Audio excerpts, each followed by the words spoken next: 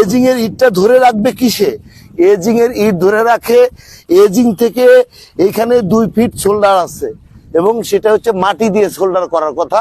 সে মাটি দিয়ে শোল্ডার না করে তারা কি করেছেন, তারা বালু দিয়ে কোন রকম ভাবে এই একদম নিমরে আসে লাস্ট অংশে এসে কিন্তু তারা এজিং কাটছে।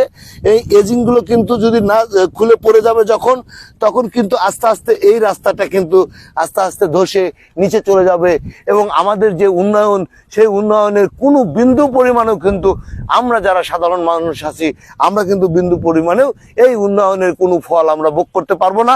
কিন্তু সরকারের টাকা ঠিকই খরচ হচ্ছে। আজকে এই কাজটি সাদতপুর এলজিডির যে কর্মকর্তারা যে কাজ করছেন, আমরা যারা সাধারণ মানুষ আছি আমাদের কিন্তু সেই জনদুর্ভোগ রয়ে যাচ্ছে। এই ধরনের কাজগুলোর তীব্র প্রতিবাদ জানাচ্ছি যে 1,69,00,000 টাকা যদি এভাবে যদি জলে চলে যায় তাহলে আমরা যাব কোথায়? আমরা যারা সাধারণ মানুষ আছি আমরা চাই শক্ত, মজবুত, টেকসই উন্নয়ন।